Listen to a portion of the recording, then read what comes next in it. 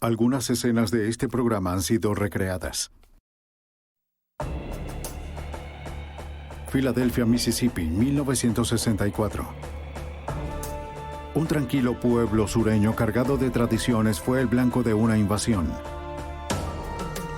A lo largo del sur, un legado de odio racial está por ser desafiado, pero no sin batallar. Antes de que terminara, 3 activistas de los derechos civiles desaparecieron, mostrándole al mundo una tranquila comunidad con un secreto en llamas. La evidencia se acumula, no hay sospechosos evidentes. El centro de comercio es bombardeado. Ted Kaczynski es arrestado.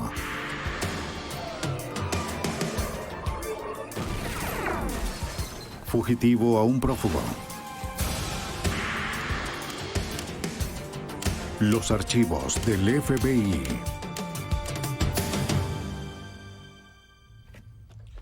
En el verano de 1964, Mississippi se encuentra en una encrucijada histórica. No quería estar allí, no tenía opción. Para los afroamericanos, el aire caliente olía a promesas, a derechos civiles. Para la mayoría de la gente blanca, sería un verano de fuerte intolerancia. La violencia se expandía por el sur, pero se detuvo en Filadelfia, Mississippi. Soy Jill Armstrong, exdirector del FBI en Nueva York. La desaparición de 3 activistas de derechos civiles dirigió la atención hacia un pequeño pueblo sureño, conocida como la ciudad del amor fraternal. Filadelfia no le estaba haciendo honor a su nombre, puesto que allí la hermandad fue dividida por razas, controlada por hombres escondidos bajo sábanas. Para resolver el misterio de los activistas, el FBI debió infiltrarse y exponer al imperio invisible del Klan.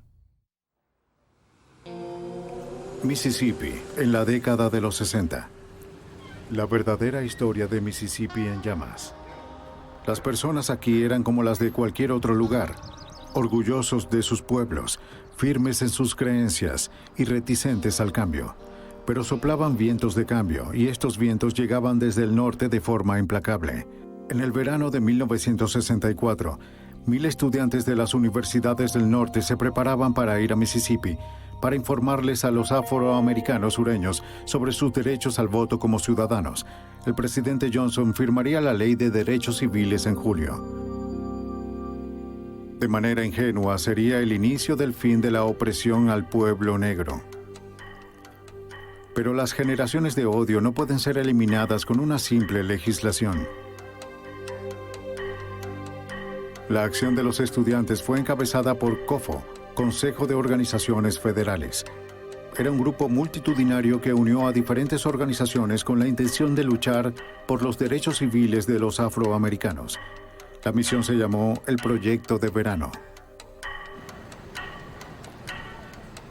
De acuerdo con Joe Sullivan, agente del FBI para ese momento, los locales no lo llamaban de esa forma. Las personas de Mississippi pronto comenzaron a llamarla la invasión de verano de Mississippi, la cual se acercaba y la estaban esperando bastante disgustadas.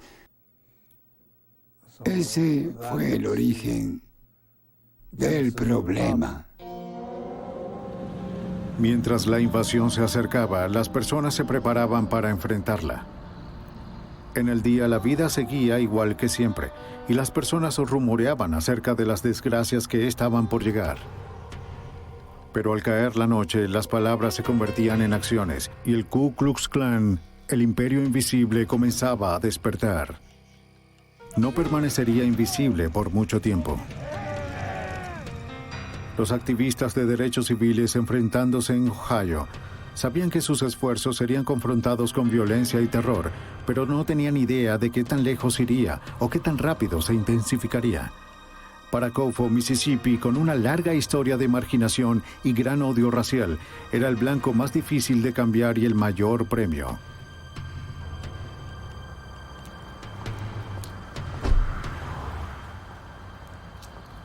Bob Moses era uno de los organizadores del Proyecto de Verano.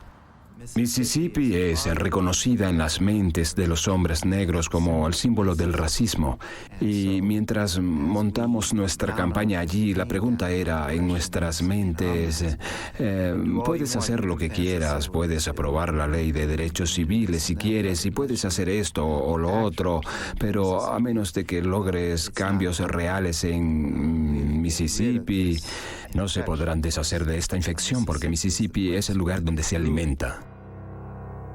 6 meses antes de que se esperara la llegada de los estudiantes a Mississippi, Michael Schwerner, de 24 años, se mudó de Nueva York a Meridian, Mississippi, para establecer una base de operaciones. Schwerner había hablado con la iglesia metodista del Monte Sion en la cercana comunidad negra de Longwood para poder utilizar sus espacios para las reuniones de COFO. Tenemos que detenerlo ahora, hacer lo posible por impedirlo. Eso es lo que debemos hacer. Es peligroso. Así es. Los residentes de Longwood, quienes coexistían en paz con sus vecinos blancos, se encontraron con una difícil decisión. Los miembros de la iglesia debían comparar los beneficios de la causa de los derechos civiles con las preocupaciones por su propia seguridad.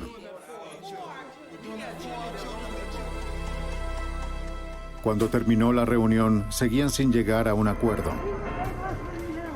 ¡Vamos, muévanse! Pero el clan decidió por ellos.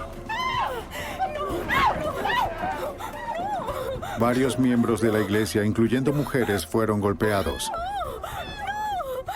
¡Aléjense! ¡Aléjense! ¡Aléjense de mí! ¡Aléjense de mí! ¡Oh! ¡Oh! ¡Oh!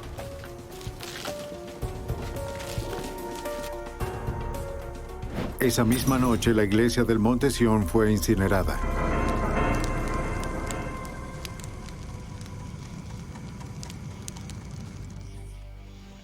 Aunque el incendio nunca fue investigado por las autoridades de la localidad, el FBI abrió un expediente del incidente. Llevaban un registro de las posibles violaciones de leyes federales, las cuales estaban bajo su dominio. Sabían que una vez que llegaran los estudiantes, el verano prometería ser largo y acalorado. El FBI llamó el caso Mississippi en llamas, o MyBurn. Dirigieron su propia investigación preguntándoles a los miembros de la iglesia qué vieron esa noche.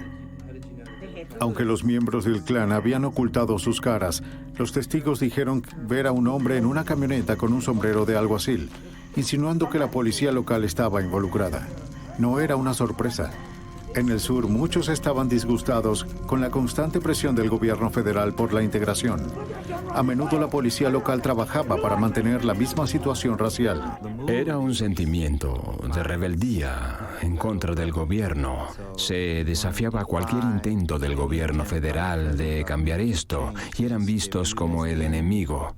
No solo los afroamericanos eran el enemigo, sino el gobierno federal también era el enemigo.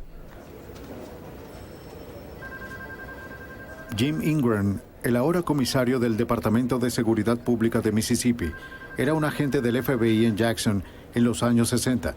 En esa época era un trabajo subestimado. Viajábamos por el estado. Podíamos estar en Natchez, en Filadelfia o estar en Harrisburg, trabajando con crímenes violentos cometidos contra ciudadanos de Mississippi. Por lo tanto, estábamos lejos de casa y recibíamos amenazas. Colocaban serpientes en el buzón de correo. Siempre nos amenazaban y era mejor cerrar el auto. Nunca sabías qué podías encontrar en tu automóvil al regresar. Y también recibías amenazas en contra de tu persona y familia.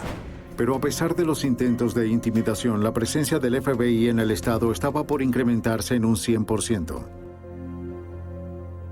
Mientras el centro de operaciones de COFO se preparaba en Meridian, Mississippi, un escayolista de 20 años llamado James Chaney se unió con Michael Schwerner y su esposa Rita. Hola, es bueno tenerte aquí. Ella es mi esposa Rita. Hola, es un gusto tenerte aquí. Bien, gracias. Chaney, nacido en Meridian, conocía la cultura y la situación política del lugar.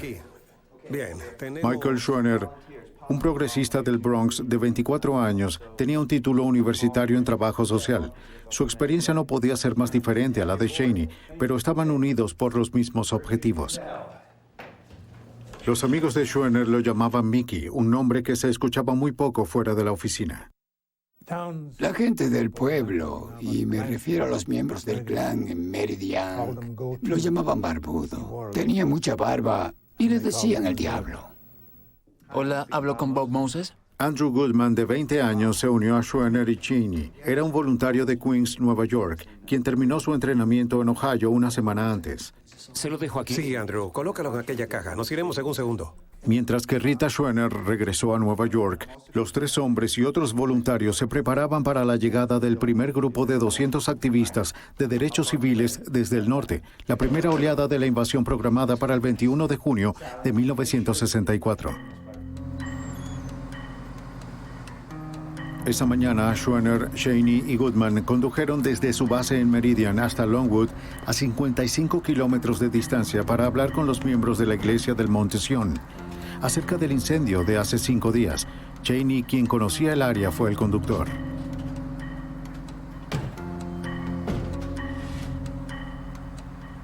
Como líderes de la lucha por la libertad, los hombres sabían que podría haber problemas. Sus reglas eran incuestionables: permanecer en las calles principales, cooperar con las autoridades y nunca viajar de noche. Planeaban regresar esa misma tarde. Schwerner le pidió a su personal que llamara a la oficina COFO en Jackson si no se contactaban antes de las 4 de la tarde. Nunca los contactó.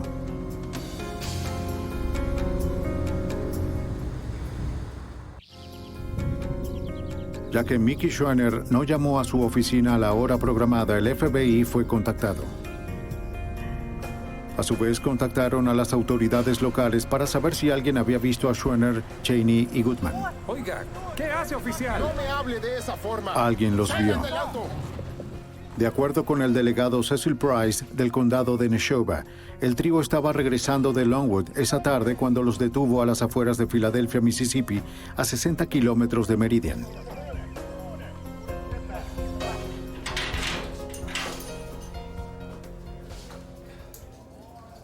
Los llevaron a la prisión del condado en Filadelfia.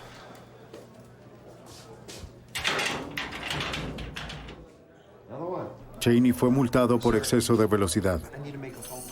Los otros fueron detenidos por el incendio de la iglesia del Monte Sion. ¿Qué saben de eso?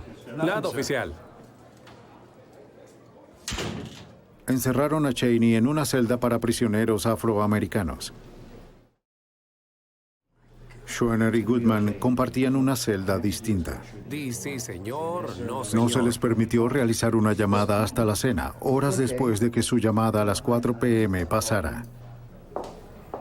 De acuerdo con otra persona que compartía la celda, cuando la esposa del guardia le dijo que podía hacer una llamada, él la rechazó. Nadie sabe por qué.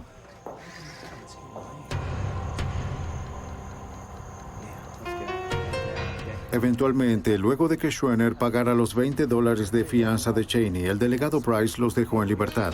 Eran las 10:30 de la noche. Quiero estar de vuelta en Filadelfia. Nadie sabe qué pasó después.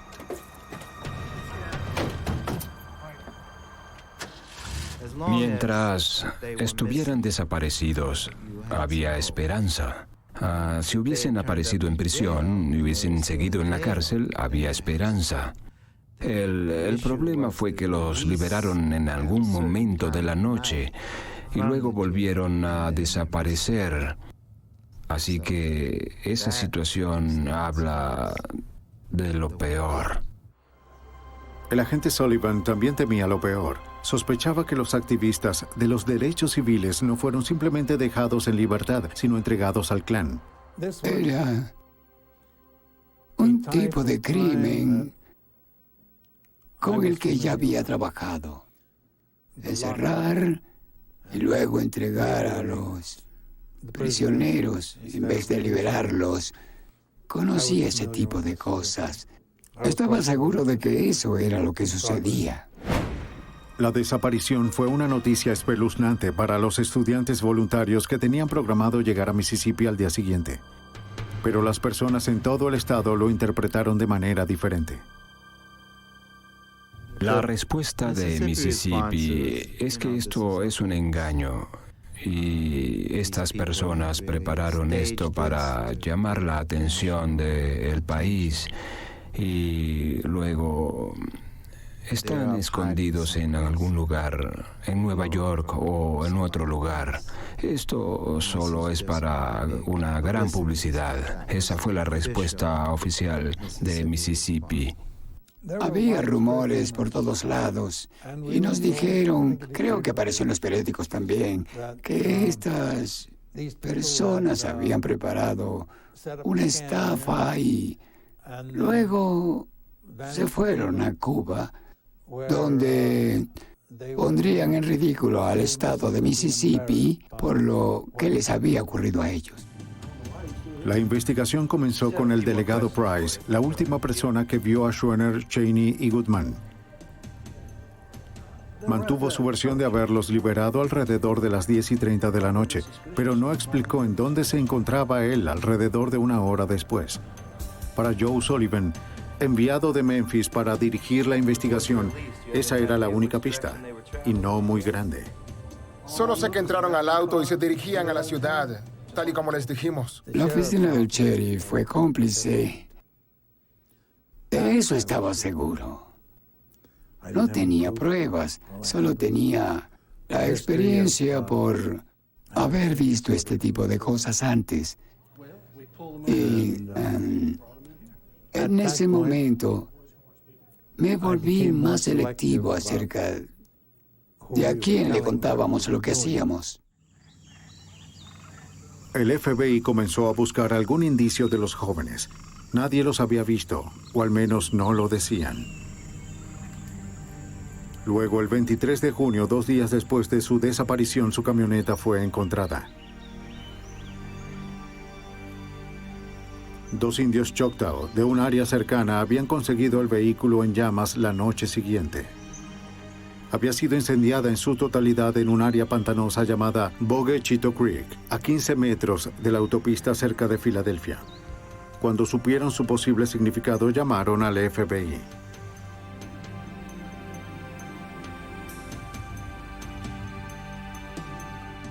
El agente especial Jay Cockram fue enviado desde Washington. Era experto en armas de fuego y explosivos y había visto bastante violencia por derechos civiles. Cuando llegó a la escena, no se sentía optimista por lo que el auto revelaría. Al examinar el vehículo incendiado, buscamos alguna evidencia de restos humanos. También buscamos alguna evidencia que pudiese haber sido dejada que fuera importante para determinar qué ocurrió con los activistas de derechos civiles. El auto estaba destruido y no brindaba pistas. Pero a unos metros, los investigadores hallaron algo prometedor. Un reloj, el cual luego se supo que pertenecía a Schwerner, y las llaves del auto.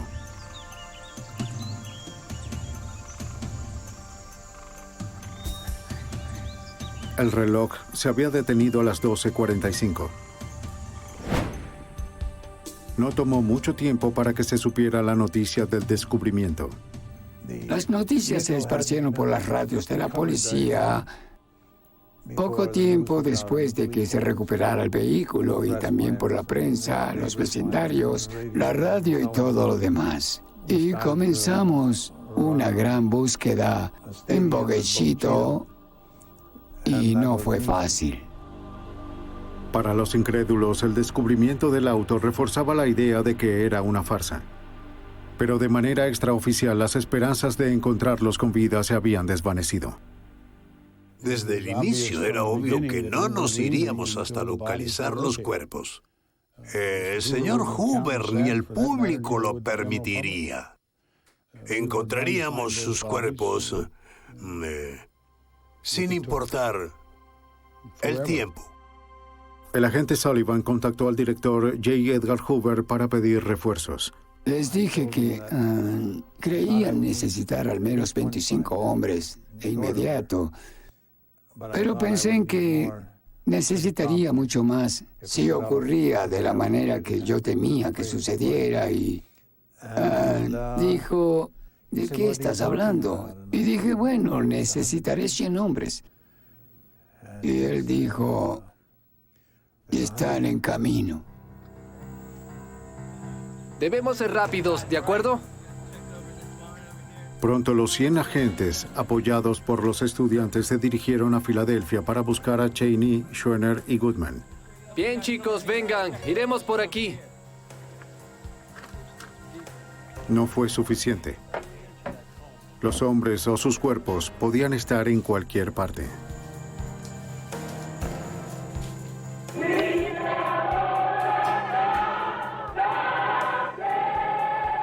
A pesar de las angustiantes condiciones del caso, los estudiantes voluntarios se dirigieron al bastión del Viejo Sur para registrar a los votantes afroamericanos. Dixie luchó con todo lo que tenía.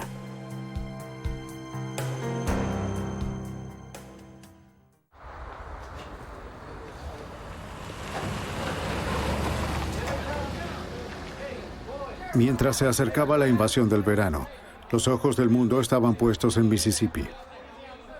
En el condado de Neshoba, el delegado Price y el sheriff Lawrence Rainey rechazaban a la prensa. Sentían que la desaparición de los 3 activistas de derechos humanos no merecía la atención que estaba recibiendo. Pero la búsqueda continuaba. 400 marineros de la estación aeronaval de Meridian fueron obligados a buscar, haciéndolo en turnos rotativos. Se exploraron bosques, se inspeccionaron ríos. El FBI recibió noticias de que el cuerpo de un hombre negro había sido encontrado en el río Mississippi, cerca de Vicksburg. Fueron a investigar.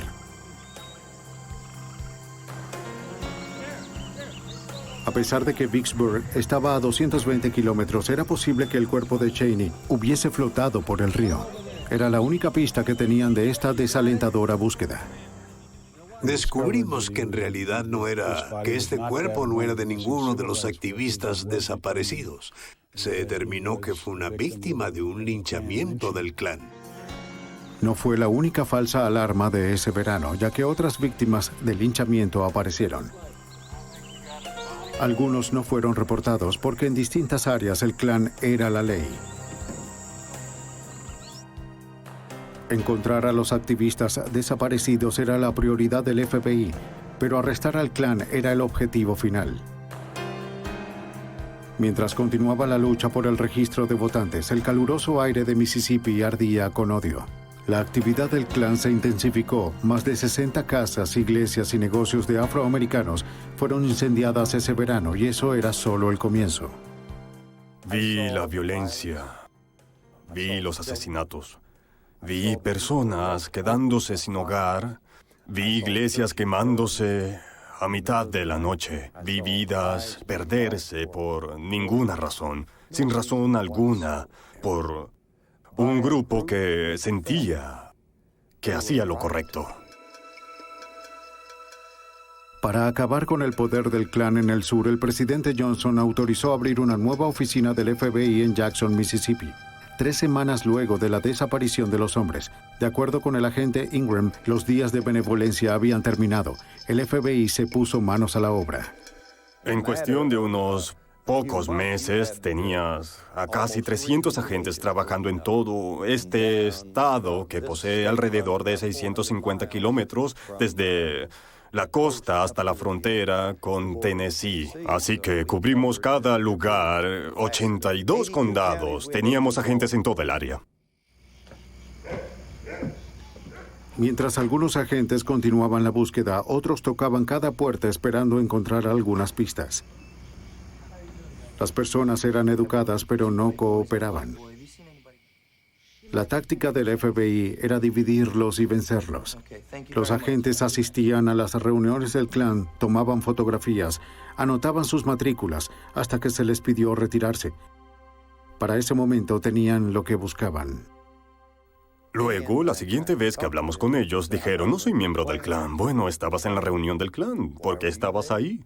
Si no eres un miembro, eres simpatizante.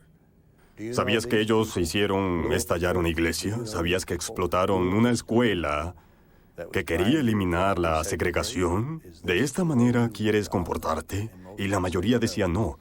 Nos dimos cuenta de que estas reuniones eran disuasivas para muchos. Algunos dejaron de asistir porque no querían que los visitáramos.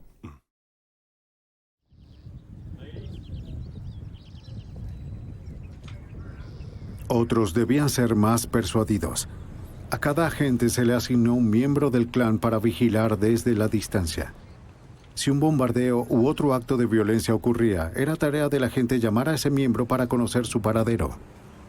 En poco tiempo, se cansaron de ser levantados de sus camas a las 3 de la mañana, cuando se cometía un crimen a 4 condados de distancia. Pero después de un tiempo, sus esposas dijeron, oigan, ya no quiero esto, mis hijos no quieren esto. Y antes de lo esperado, podías hablar con ellos y entendían de dónde venías. Lograbas conocerlos por su primer nombre.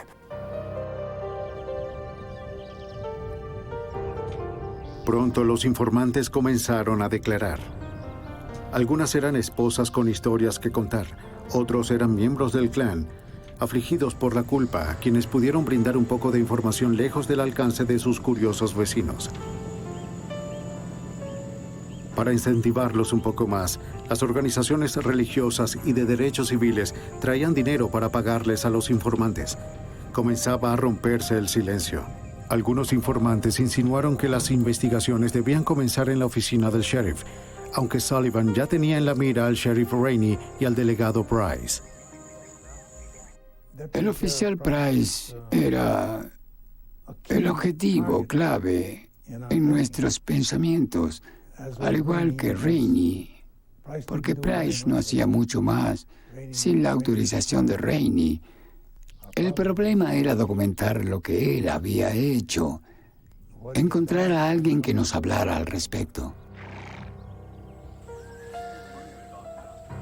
Un informante sugirió hablar con un joven llamado Wilmer Fay Jones. Los agentes encontraron a Jones, de 19 años, viviendo en Chicago. Se había mudado repentinamente de Filadelfia casi 3 semanas antes de la desaparición de los hombres. No fue su elección. Me dijeron en el pueblo que este lugar... Les contó que sus problemas comenzaron el 1 de junio cuando se dirigía a una tienda en Filadelfia para arreglar su anillo de graduación. La mujer detrás del mostrador estaba reticente, pero tomó su anillo para arreglarlo. Poco después, el sheriff Rainey y el delegado Price lo arrestaron. Lo arrestaron por supuestamente invitar a salir a la vendedora. No se le permitió hacer una llamada. ¡Sal de aquí! Cuando fue liberado, justo después de la medianoche, un grupo de hombres lo estaba esperando. Los hombres lo golpearon y lo obligaron a subirse a un camión. ¡Vamos! ¡Adentro! ¡Entra!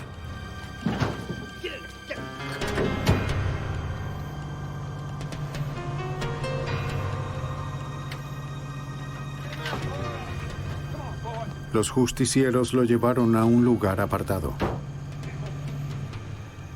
Intentaron obligarlo a confesar que había invitado a salir a la vendedora. Él juró ser inocente. Los hombres estaban preparados para asesinarlo en ese lugar. Pero uno de ellos, al cual llamaban el predicador, le perdonó la vida. Le dijo a Jones que abandonara el pueblo para siempre o sería hombre muerto. ¿Me entiendes? ¡Vámonos de aquí! ¡Vámonos! Jones tomó el siguiente bus que salía del pueblo. La historia que Jones contó sonaba como un posible modus operandi que pudo ocurrir con Schwerner, Cheney y Goodman. Pero quizás no fueron tan afortunados para escapar con vida. Ahora teníamos evidencia adicional de lo que ocurría con las personas que eran llevadas a prisión de forma ilegal y eran desechadas de una forma u otra. Si ya había sucedido una vez en el condado de Neshoba, seguro que ocurriría una vez más.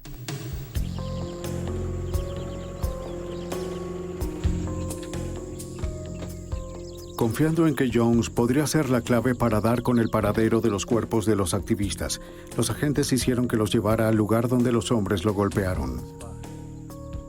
La búsqueda en el área no arrojó pistas. Sí, ¿Dónde allí me están los golpearon. cuerpos? Pero había un informante que Sullivan había mantenido en secreto, manejándolo con cuidado, ganando poco a poco su confianza. Sí, su identidad no será revelada. Él habló con la condición de permanecer en el anonimato. Su identidad sigue protegida incluso hasta el día de hoy, ya que aún su vida podría correr peligro. Solo se le conoce como el Señor X. Si alguien aún consideraba que la desaparición de los 3 activistas era una farsa, su opinión estaba por cambiar. El informante estrella del FBI estaba por hablar. El 31 de julio de 1964, el señor X accedió a hablar con el agente Sullivan. Después de terminar nuestra conversación, le dije, ¿me podrás decir algo importante esta noche? Y él dijo, ¿puedo decirte dónde están enterrados los cuerpos? Y le dije, dime dónde. El señor X le dijo al agente Sullivan que Goodman, Cheney y Schwerner fueron enterrados en un montículo de tierra en un lugar llamado Old Jolly Farm, cuyo dueño es el hombre más adinerado del condado, Olin Borage. Pero los agentes no podían ir allí de inmediato. Sabían que sus movimientos estaban siendo estudiados por el clan. No querían que supieran que les informaron acerca de la ubicación de los entierros. Se emitió una orden de registro a la granja Old Jolly. Sullivan envió al agente Cochran y a los demás a la represa. Cuando llegaron, se dieron cuenta de que en este lugar no se utilizaban barras ni palas. El montículo de tierra todavía en construcción era de 168 metros de largo, 6 metros de alto y 3 metros a lo largo del tope. Si los cuerpos estaban aquí, no fueron simplemente arrojados a unas tumbas. Al contrario, la represa fue construida sobre ellos. Los agentes querían mantener la excavación en secreto. Eso sería difícil. Necesitaban un contratista externo con excavadoras y otras maquinarias pesadas para remover la tierra y sacar los cuerpos. De acuerdo con el agente especial Jay Cochran, estaban preocupados acerca de la seguridad del grupo. Decidieron llamar a militares armados para que vigilaran esta maquinaria desde Jackson hasta la ubicación en donde comenzaríamos a utilizarla. El 4 de agosto, las maquinarias llegaron al lugar. Se le pidió ayuda al contratista sobre cuál era la mejor forma de quitar la tierra, capa por capa. Cochran habló con él y le dijo, ¿puedes darme un estimado de cuál fue el ciclo de construcción de la represa? ¿Cómo se construyó? ¿Cómo se hizo la excavación? ¿Cómo se le dio forma al montículo de la represa? ¿Y en qué secuencia de tiempo? Él dijo, bueno, debes saber qué estás buscando, y no le comenté nada. En ningún momento se les había dicho con exactitud a los constructores, o en este caso al encargado, lo que en realidad estábamos buscando. Pero creo que tendrían que haber sido tontos, y no lo eran, para no saber qué buscábamos. Después de que el encargado les enseñara a los agentes sobre construcción de represas, Cochran clavó una barra en el suelo donde quería que comenzaran las excavaciones. Luego, un movimiento que se convirtió en leyenda en la historia del FBI. Cochran cambió de opinión. Cochran tomó una barra y por alguna razón que solo la sabía su ángel guardián, caminó 5 metros más y colocó la barra en el suelo y dijo, «Excaven aquí». Y allí estaban.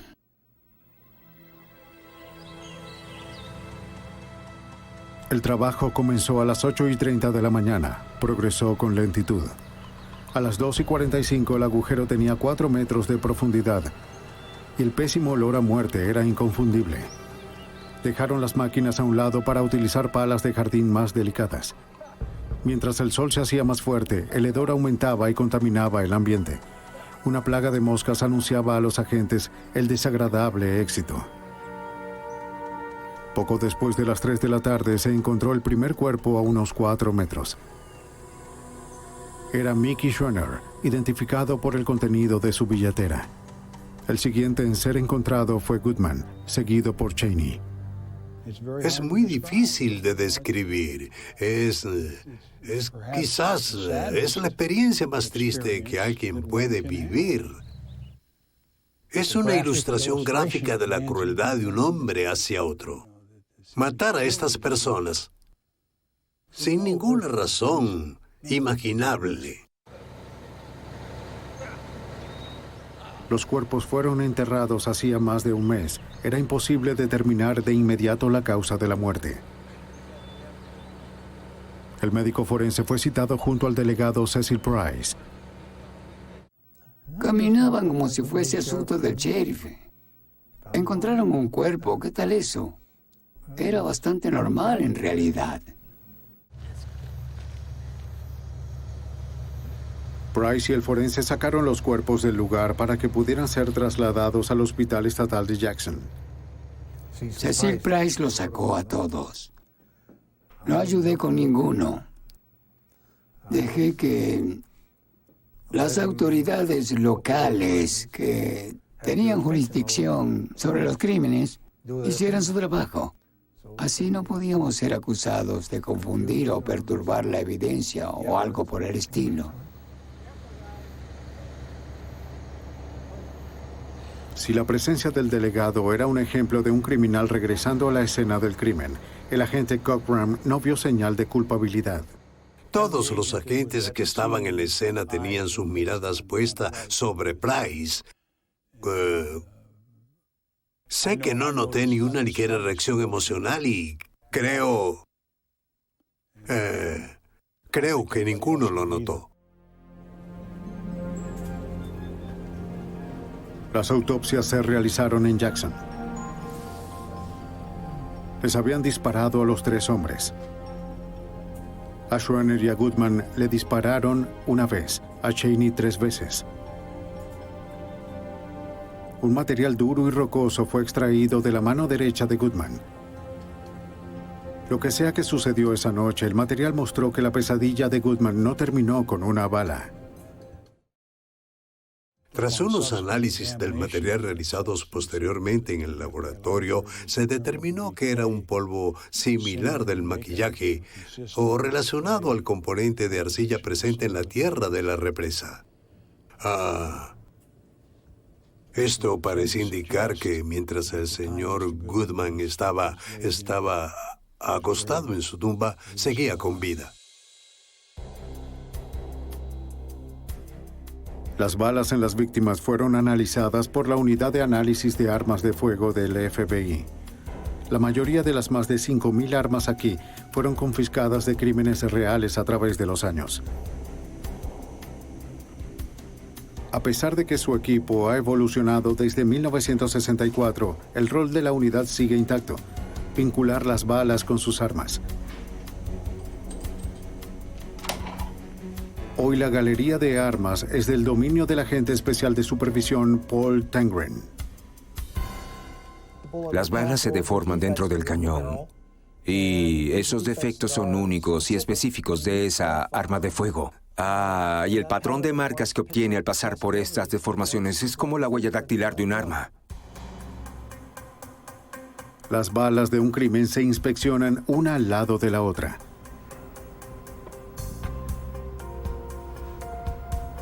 Si fueron disparadas con la misma arma, el microscopio de comparación crea una imagen continua de las marcas en ambas balas. Las balas disparadas desde armas distintas simplemente no coinciden. Tengo muchas marcas y muy pocas coincidencias. Y eso es lo que normalmente se vería al tener 2 balas disparadas de 2 armas del mismo tipo. Utilizando técnicas parecidas, el FBI determinó que Cheney recibió disparos de 2 armas diferentes de calibre .38. Los restos demostraron que los hombres fueron disparados desde cerca. El costo de las balas utilizadas para matar a los 3 hombres fue de unos 25 centavos. De pronto, para las personas del condado de Neshoba, la desaparición de los activistas de derechos civiles dejó de ser una farsa o un truco publicitario. Esto fue un momento decisivo. Los racistas pusieron un límite al asesinato de blancos. De acuerdo con el agente Jim Ingram, el FBI dejó de ser visto como el malo. Se dieron cuenta que estábamos lidiando con personas muy violentas. Así que el ánimo cambió para nuestro beneficio, porque teníamos personas que querían ayudarnos. En especial el pequeño pueblo de Filadelfia, Mississippi. Era increíble como tantas personas ahora decían, oigan, si tenemos a estas personas entre nosotros, estos asesinos, debemos encontrar a esos individuos, arrestarlos y enjuiciarlos. En verdad, quiero... El sargento de la policía de Meridian, Wallace Miller, era un respetado miembro del clan que ya había visto suficiente. Quería dejar de ser parte del clan, pero el FBI lo convenció de que se quedara. Ahora el FBI tenía un espía, y los muros impenetrables del Imperio Invisible habían sido violados. Debemos hacerlo y eliminarlos a todos. Tenemos que ver la cruz. ¡Ku Klux Klan! ¡Ku Klux Klan! ¡Por América! El sargento Miller demostró que no estaba involucrado en el asesinato de los 3 activistas. Él ayudó al FBI dando información acerca del crimen cometido por sus compañeros del clan. Otros también estaban declarando. Nadie sabía qué estaban pensando los demás. La información comenzó a llegar. De los interrogatorios a varios informantes, el FBI recopiló una lista con los nombres de los miembros del clan que podrían estar involucrados. Los mismos nombres seguían llegando. Los agentes supieron que los asesinatos fueron planeados por Sam Bowers, el gran mago del imperio, o jefe de los caballeros blancos del Ku Klux Klan de Mississippi. Su mano derecha era Edgar Killen, conocido como el Predicador, porque lo era. Al parecer, él fue el mismo predicador que le perdonó la vida a Wilmer Fay Jones. Teníamos informantes que podían darnos información directa. Conocíamos individuos que estuvieron presentes en el asesinato, que lo confesaron todo. Una confesión llevaba a la otra. Poco a poco, una imagen de lo que ocurrió esa noche fue tomando forma. Oficial, necesito hacer una llamada. Fue un plan de horrorosa simplicidad. Nada, oficial. Mientras Schroeder, Goodman y Cheney estaban en prisión, el delegado Price contactó al predicador Killen, quien reunió a sus compañeros del clan. Los miembros del clan llenaron sus tanques de gasolina, cargaron sus armas y esperaron hasta que los hombres fuesen liberados para cumplir las órdenes del mago imperial.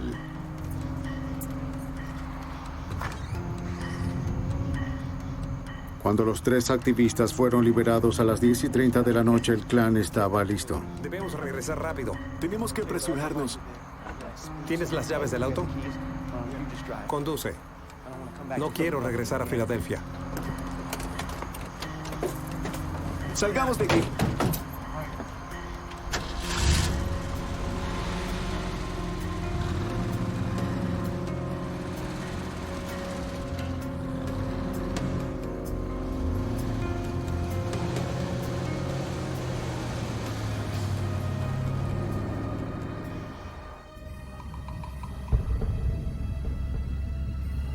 No muy lejos de Filadelfia, debieron notar unas luces en su espejo retrovisor que se acercaban a alta velocidad. Aceleraron esperando poder huir de ellos, excediendo los 160 kilómetros por hora. El auto de uno de los perseguidores se averió, pero 2 persistieron. La patrulla del delegado Price era uno de ellos. Encendió las luces intermitentes. Cheney se detuvo.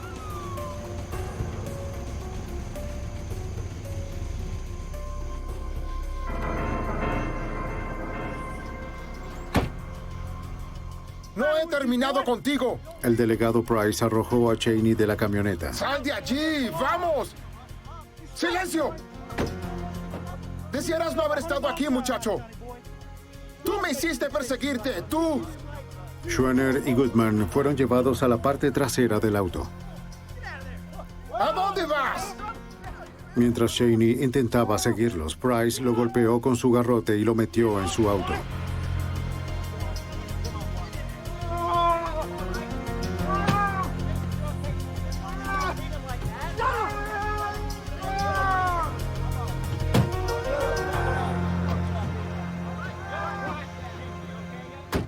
La procesión continuó por la autopista 19. Uno de los miembros del clan conducía la camioneta.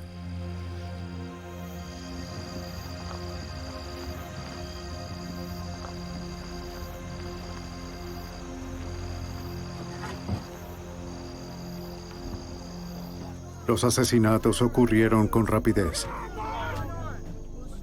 Schwerner fue el primero en morir. Los autos se detuvieron en un camino de tierra, lo sacaron del auto, le dieron vuelta y le dispararon a quemarropa.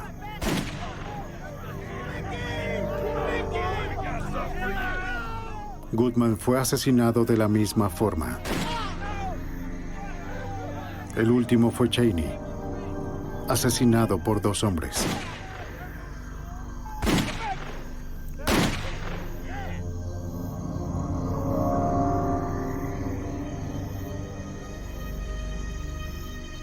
Subieron los cuerpos a la camioneta.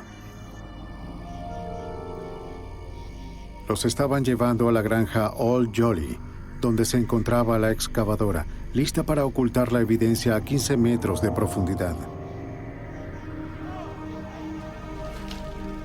Por último, llevaron la camioneta al lago. La llenaron de gasolina y encendieron un fósforo.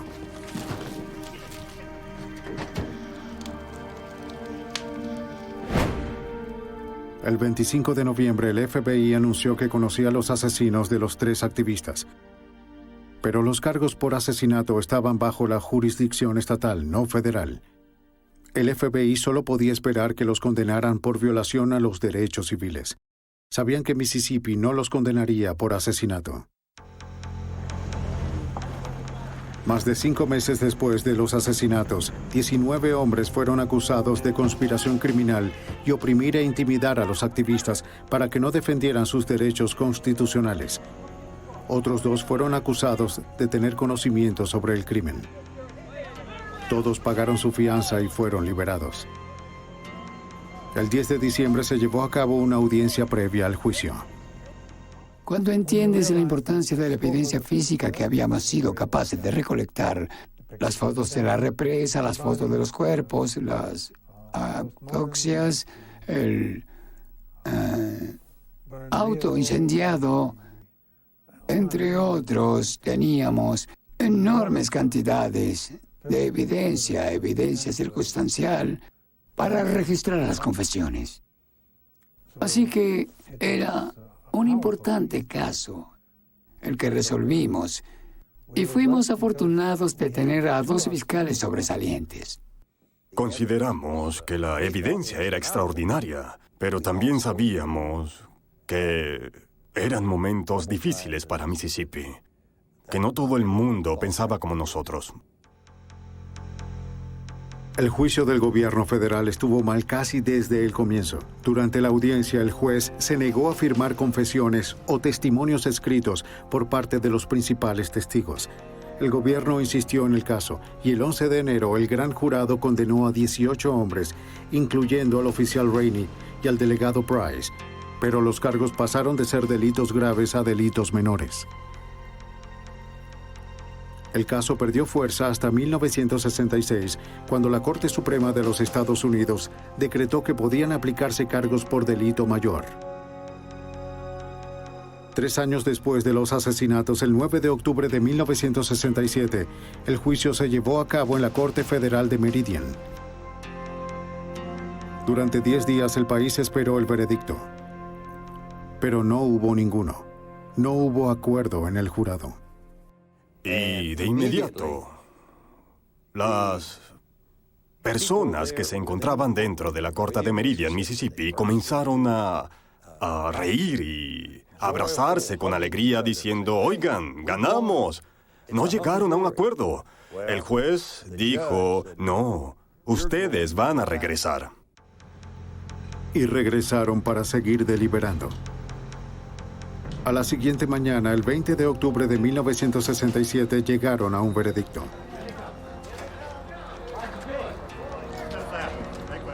De los 18 hombres acusados, 8 se encontraron culpables por violación a los derechos civiles. incluyendo al mago imperial Sam Bowers y al delegado Cecil Price. Se necesitaron más de 3 años para que se hiciera justicia, aunque al final se aplicara a medias. Bowers recibió la sentencia más severa, solo 10 años. Cecil Price recibió 6 años. El oficial Rainey y el predicador fueron absueltos. Ninguno de los hombres acusados fueron juzgados por asesinato.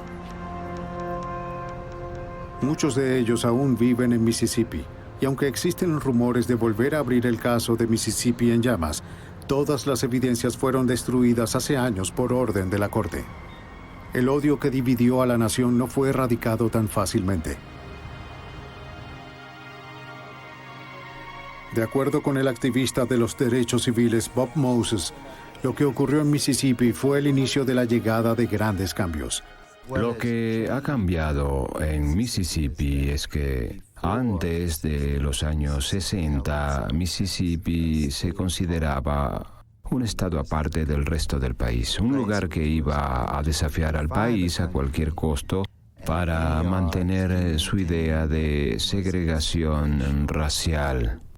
Y ahora es justo igual al resto del país, por lo que Mississippi se volvió como cualquier otro estado de este país. Las donaciones ayudaron a reconstruir la iglesia del Monte Sión. Se convirtió en un homenaje para los hombres que vinieron acá esperando hacer la diferencia y quienes tuvieron éxito de manera que nadie anticiparía. Mickey Schreiner y Andrew Goodman fueron enterrados en Nueva York. La tumba de James Chaney está en las montañas a las afueras de Meridian, donde quedó marcado el odio de los vándalos.